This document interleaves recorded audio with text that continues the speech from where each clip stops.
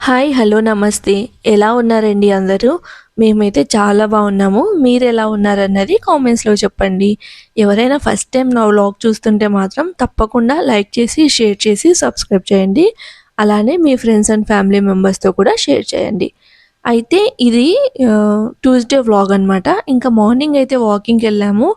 బాగా ముసురుగా ఉంది. అందుకని చెప్పేసి ఒక 15 మినిట్స్ మాత్రమే వాకింగ్ చేసేసి ఇంక కిందికైతే వచ్చేసామనమాట. దాని తర్వాత నేనైతే వీడియో షూటింగ్ చేశాను కానీ యాక్చువల్‌గా నేనైతే కెమెరా అనేది ఆన్ చేయడమే మర్చిపోయాను. సో, మొత్తం చేసిందంతా వేస్ట్ అయిపోయింది. ఇంకా అందుకని చెప్పేసి ఆఫ్టర్‌నూన్ నుంచి మళ్ళీ అయితే కరెక్ట్‌గా చూసుకొని స్టార్ట్ అయితే చేశాననమాట. అప్పటికే నేను లంచ్ ప్రిపేర్ చేస్తున్నాను. సో, ఇంకా లంచ్ నుంచి అయితే ఈ వ్లాగ్ అనేది కంటిన్యూ అవుతుంది.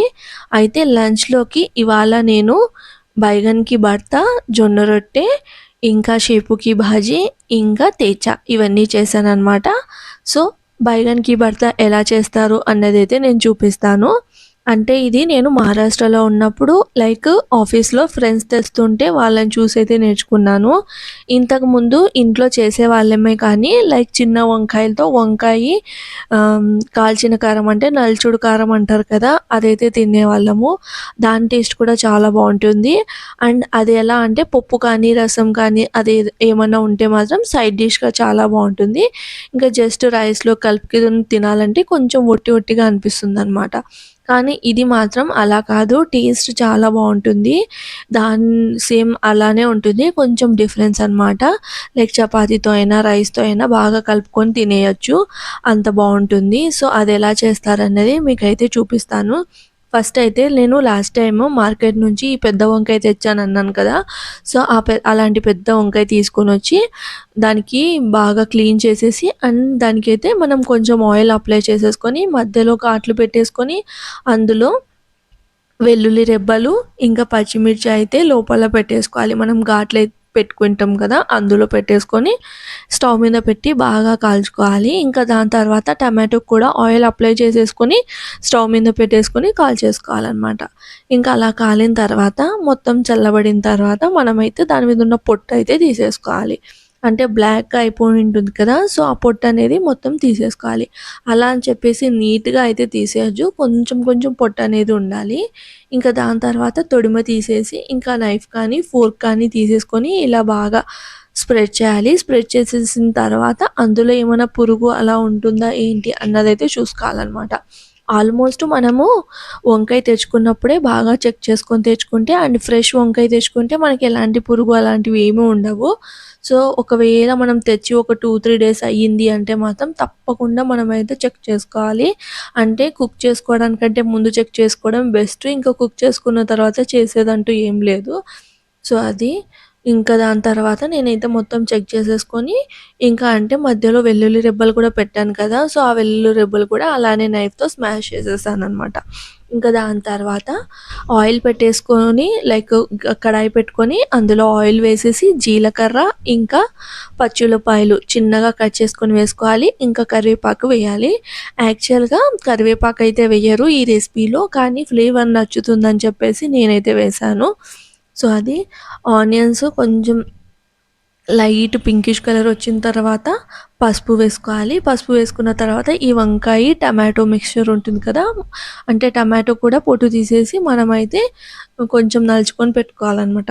సో, అది వంకాయ, టమాటో, పచ్చిమిర్చి, ఈ అదే వెల్లుల్లి ఉంటుంది కదా! ఆ మిక్స్చర్ అయితే వేసేసుకొని దాంట్లో మనము రుచికి సరిపడినంత ఉప్పు, కారము, ఇంకా ధనియాల పొడి, గరం మసాలా, అల్లం వెల్లుల్లి పేస్ట్ ఇవేమీ వేయాల్సిన అవసరం లేదు.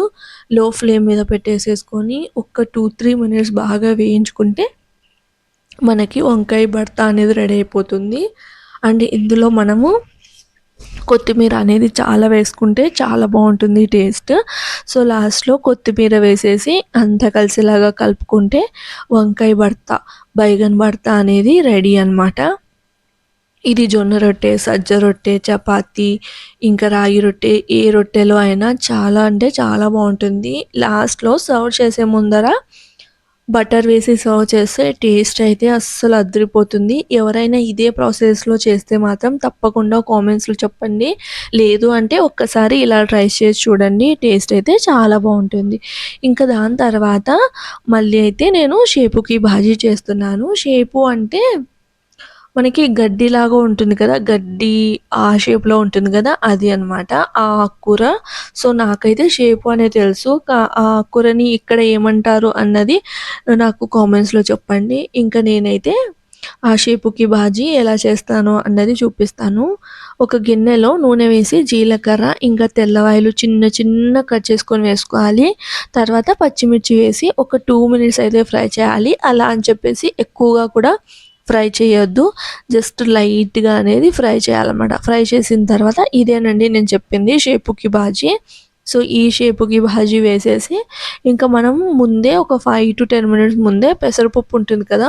పెసరపప్పుని నానబెట్టుకొని పెట్టుకోవాలి. ఆ పెసరపప్పు కూడా ఇందులో వేసి రుచికి సరిపడినంత ఉప్పు వేసేసి కలుపుకోవాలనమాట. కలుపుకొని ఒక 3 మినిట్స్ అలా లో ఫ్లేమ్ మీద పెట్టేసి మగ్గనిస్తే ఈ షేపుకి భాజీ అనేది రెడీ అయిపోతుంది. అండ్ ఏంటంటే మనము వాటర్ అనేది ఏం పోయాల్సిన అవసరం లేదు. ఆల్రెడీ మనము ఈ పెసరపప్పుని నానబెట్టుకుంటాం కాబట్టి తొందరగానే మగ్గిపోతుంది. చాలా ఎక్కువగా కుక్ అవ్వాల్సిన అవసరం లేదు. లైక్ పేస్ట్ లాగా అయిపోతుంది లేదంటే కుక్ అయితే. సో, ఇంక అంతే 3 మినిట్స్ లో ఫ్లేమ్ మీద పెట్టేసుకుంటే మన షేపుకి భాజీ అనేది రెడీ. ఇందులో మనకిష్టమైతే మాత్రం పల్లీ పౌడర్ ఉంటుంది కదా! సో, ఆ పల్లీ పౌడర్ వేసుకోవచ్చు కచ్చా పచ్చాగా దంచేసి. ఇంక అంతే అంతకు మించి ఏం వేయాల్సిన అవసరం లేదు. పసుపు కానీ ఇంకా కారం కానీ ఇది ఏమీ వేయాల్సిన అవసరం లేదు. ఆనియన్స్ ఏం వేయకపోయినా కూడా సైడ్ డిష్‌గా చాలా బావుంటుంది. ఎవరైనా డైట్ చేసే వాళ్ళైతే తప్పకుండా ట్రై చేయండి. వాళ్ళకు కూడా ఒక బెస్ట్ రెసిపీ అయితే ఇది. సో, ఇంకా దాని తర్వాత ఇక్కడైతే రొట్టెలు చేస్తున్నాననమాట. జొన్న రొట్టెలు.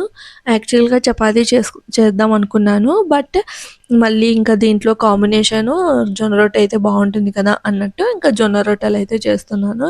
ఈ మధ్యనే నేర్చుకున్నాను కదా!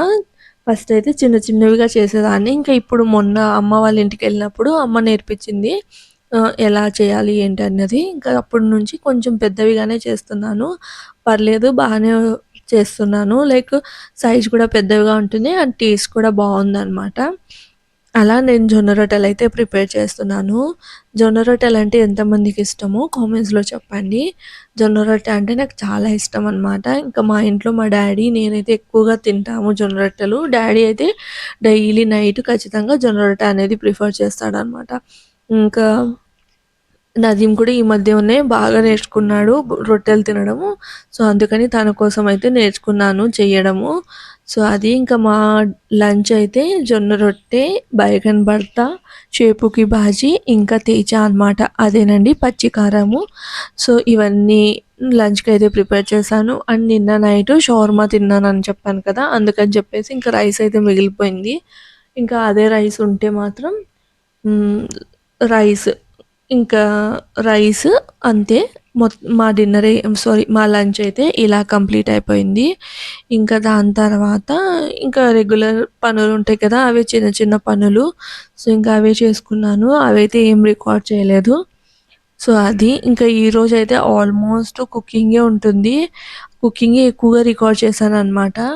సో, అది. ఇంకా జొన్న రొట్టె ప్రిపేర్ చేస్తున్నాను కదా! ఇంకా మా లంచ్ అయితే ఇలా అయిపోయింది. ఇంకా మీ లంచ్‌లోకి ట్యూస్‌డే రోజు ఏం చేశారన్నది నాకు కామెంట్స్‌లో చెప్పండి. హ్మ్. తర్వాత నైట్ డిన్నర్‌కొచ్చేసి ఫ్రైడ్ రైస్ చేద్దామనుకున్నాను.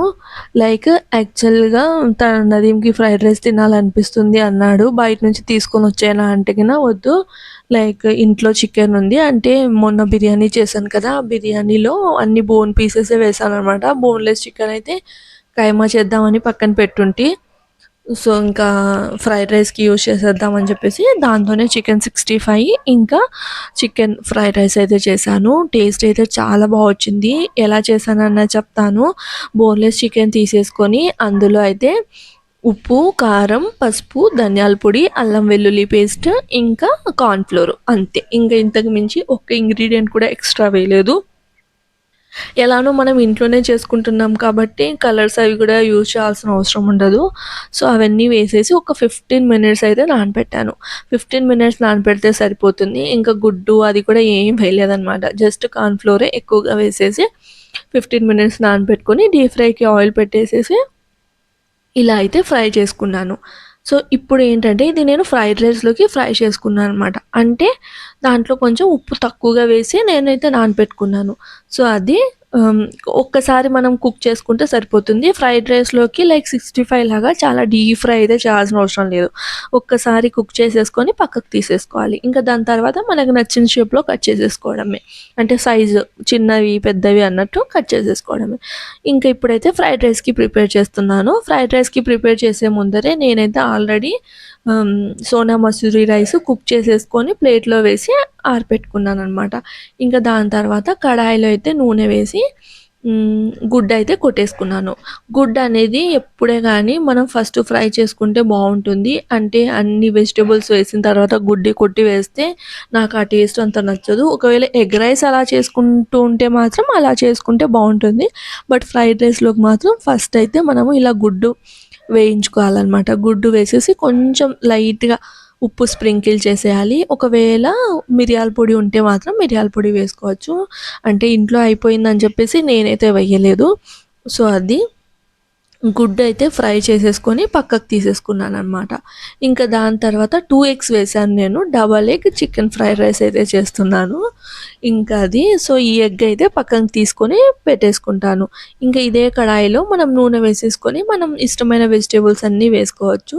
అండ్ ఇంకోటేంటంటే ఇలాంటి Chinese items like fried rice, noodles ఇలాంటివి చేసే ముందర మనకి ఏమేమి కావాలో అవన్నీ ముందే కట్ చేసేసుకొని పెట్టుకుంటే మన ప్లాట్‌ఫార్మ్ అన్నది చాలా అంటే చెత్త చెత్తగా కాకుండా నీట్‌గా అయిపోతుందనమాట.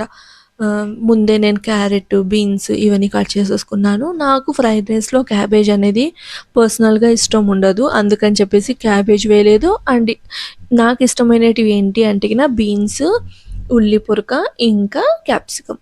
ఇవన్నీ నాకు చాలా ఇష్టము. బట్ ఇంట్లో క్యాప్సికము, ఉల్లి పొరక అయితే లేదు. అందుకని చెప్పేసి జస్ట్ బీన్స్, క్యారెట్ చిన్నగా కట్ చేసేసుకున్నాను. ఇంకా కడాయిలో నూనె వేసి వెల్లుల్లి చిన్నగా కట్ చేసేసుకొని వేసేసుకోవాలనమాట. వెల్లుల్లి ఫ్లేవర్ చాలా బావుంటుంది. గార్లిక్ చికెన్ ఫ్రైడ్ రైస్ అనుకోండి. ఎందుకంటే ఈరోజు నేను కొంచెం వెల్లుల్లి అనేది ఎక్కువ వేశాను. సో, అది వెల్లుల్లి వేసి కాస్త ఫ్రై చేసుకోవాలి. అలా అని చెప్పేసి ఎక్కువ రెడ్‌గా చేసుకున్నా కూడా చేదనేది వస్తుంది వెల్లుల్లి మనం రైస్‌లో తినేటప్పుడు. అందుకే లైట్‌గా గోల్డెన్ కలర్ వచ్చేంత వరకు ఫ్రై చేసేసుకొని, ఇంకా కట్ చేసుకున్న క్యారెట్, ఇంకా బీన్స్. బీన్స్ అనేది చాలా చిన్నగా కట్ చేసుకోవాలి. అంటే ముక్కలు ముక్కలు కాకుండా స్లైసెస్ లాగా చిన్నగా కట్ చేసుకుంటేనే బావుంటుంది. అండ్ క్యారెట్ అనేది ఎక్కువ పోర్షన్ వేయకుండా కొంచెం వేస్తే టేస్ట్ బావుంటుందనమాట. అవి ఎక్కువ వేస్తే మాత్రం స్వీట్‌గా అయిపోయి క్యారెట్ రైస్ లాగా అనిపిస్తుంది. అందుకని జస్ట్ కలర్‌ఫుల్‌గా ఉండడం కోసం మాత్రం క్యారెట్ వేసేసి ఒక 2 మినిట్స్ ఫ్రై చేయాలి. తర్వాత ఇంకా నేను రైస్ కుక్ చేసుకొని పెట్టుకున్నానన్నాను కదా! పొడి పొడిగా ఇలా కుక్ చేసుకున్న రైస్ అయితే వేసేసి నేనైతే లో ఫ్లేమ్ చేస్తాను. ఎందుకు అంటే టాస్ చేసేటప్పుడే హై ఫ్లేమ్ ఉంటే ఫ్రైడ్ రైస్ అనేది ఫ్లేవర్స్ బావుంటుంది. కానీ ఇవన్నీ వేసేటప్పుడు లో ఫ్లేమ్‌లో ఉంటేనే బెస్ట్. ఇదైతే ఒక టిప్ అనుకోండి. ఎందుకంటే హై ఫ్లేమ్‌లో ఉంటే మాత్రం కింద మాడిపోయే ఛాన్సెస్ ఉంటాయి. వాళ్ళకంటే లైక్ చైనీస్ రెస్టారెంట్స్ దాన్లలో అంటే వాళ్ళకి ఐడియా ఉంటుంది. అండ్ వాళ్ళ పాత్రలు కూడా చాలా మందంగా ఉంటాయి. సో, ఫ్లేమ్ అనేది అంత ఫాస్ట్‌గా ఎక్కదు. అవే మన పాత్రలైతే కొంచెం మేబీ చిన్న పలుచగా ఉండొచ్చు కదా! అందుకని చెప్పేసి లో ఫ్లేమ్‌లో పెట్టేసుకొని మనం వేసుకోవాలి అనుకున్న ఇంగ్రీడియెంట్స్ అన్నీ వేసేసుకోవాలి.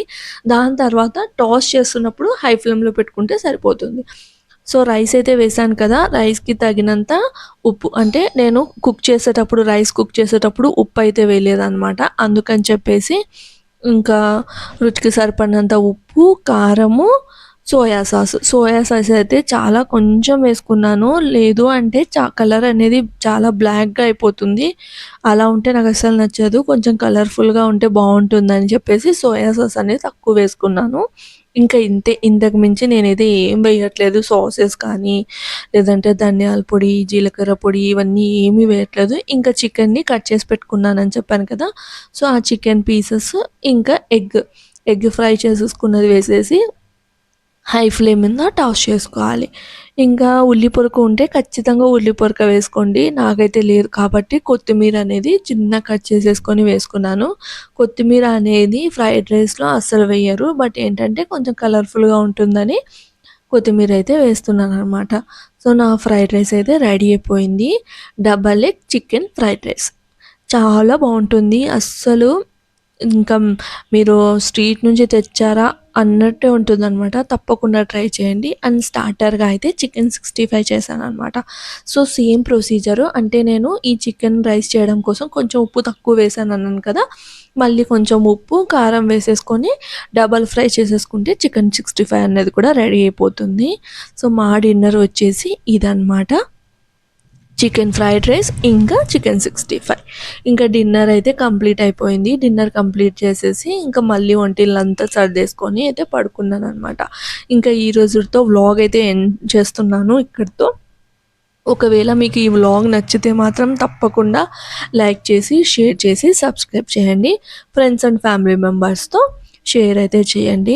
మీకు ఇలా కుకింగ్ తోటి వ్లాగ్ చేయడం నచ్చుతుందా? లేదు అంటే ఇంట్లో పనులు చూపిస్తూ వ్లాగ్ చేయడం నచ్చుతుందా? అన్నది నాకైతే కామెంట్స్‌లో